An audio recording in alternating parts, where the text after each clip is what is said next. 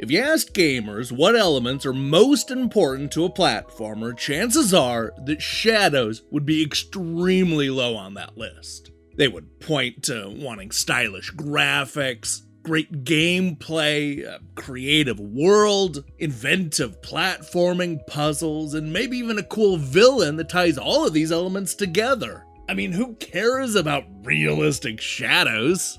Apparently, the developer behind the new game SCHiM does, because this is a platformer built around traversing a living, breathing city by jumping from one shadow to the next. It's a simple premise with a whole lot of charm, but is that enough to carry the game through more than 60 stages of platforming fun? That's what I want to find out when I review SCHiM.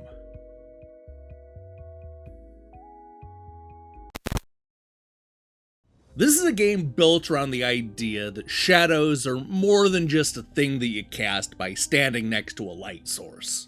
They are a living creature that silently watches as their host grows up and becomes a responsible member of society. But what happens if our little shadow friend gets separated from our shadow? That is the brilliant setup in SCHiM, an epic adventure where our shadow creature does everything in its power to get back home. It's a lot like that movie, The Adventures of Milo and Otis, only with shadows instead of animal abuse.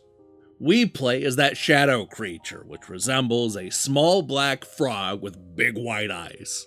It swims in a sea of shadows, jumping from one to another in order to catch up to their human. The trick is that our hero can only be out of the shadows for so long before it gets sucked right back to the last checkpoint. The good news, though, is that there is a little bit of wiggle room. The shadow frog can exist for a second or two in the outside world, which is just enough time to jump to the nearest shadow. But you really have to be careful where you jump, because you only have one extra leap and it won't be very far.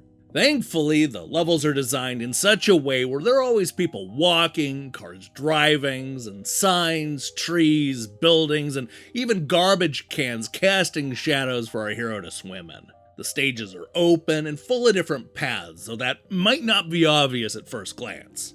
There are shadows that our frog can jump into that he'll be able to interact with, such as a traffic light that'll stop traffic, or maybe a sign that'll fling our hero to the other side of the level.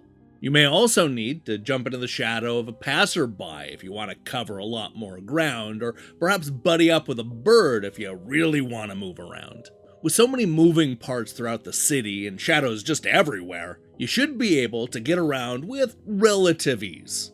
One thing that I really like about this game is how it turns the mundane things of a normal city into platforming stages. This isn't the Mushroom Kingdom or some fantasy setting, it's a grocery store, or a farm, or a beach. It's the kind of place you'd go in real life. Sure, the simple graphics and almost monochromatic color scheme give it a cartoony look, but this is, for better or worse, the real world. And that's honestly exciting, because it can turn something as boring as a grocery store into an exciting platforming puzzle.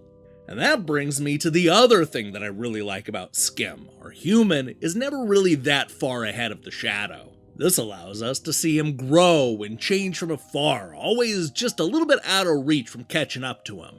And while that may not seem like a big part of the game at first, the first-time developer does an excellent job of weaving some genuinely emotional moments into the game. We see the human struggle and understand his plight, which ends up making the shadow creature's journey all that more urgent. Always being just a little bit out of reach works as both a gameplay conceit and a metaphor.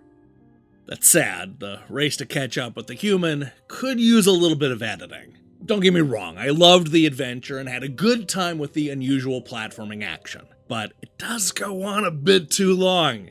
There are a bunch of filler stages that are less than a minute long and cover very similar ground. The middle half in particular is full of filler, with just too many stages that feel exactly like the stages that came before it. Honestly, we probably don't need to see the Shadow Frog's every single move, and SCHiM really would have benefited from tightening up a bit and focusing on those big, unique settings. The other big problem is that it's not always clear where you're supposed to be going. On one hand, I really like how the levels are open and have different paths for you to take. but I don't know, the game needed markers or signs pointing you in the direction you're supposed to be going. You'll find that the exit to the stage might be a random guy, or a bus, or a cat, or just an undercover spot safe from the rain.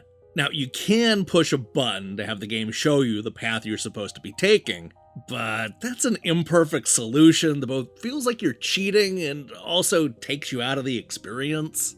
What they needed to do was find a more organic way to convey that crucial information. It's far too common for me to head in one direction only to then discover that the actual path I was supposed to take was on the complete other side of town. Yeah, that's frustrating. But look, even if it does overstay its welcome and the levels are occasionally obtuse, I implore you to stick with SCHiM. This is a game that does eventually add up to something special. It absolutely sticks that landing and gives us a unique experience that you won't soon forget. It's the kind of platformer that brings something new to the table, and I fell in love with its charm and creativity. I guarantee that after you play SCHiM, you're never going to look at Shadows the same way ever again.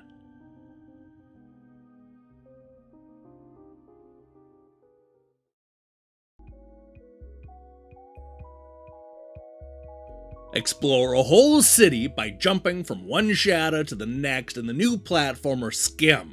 Made by a first-time developer, this innovative game takes us on a journey to reunite a man with his shadow.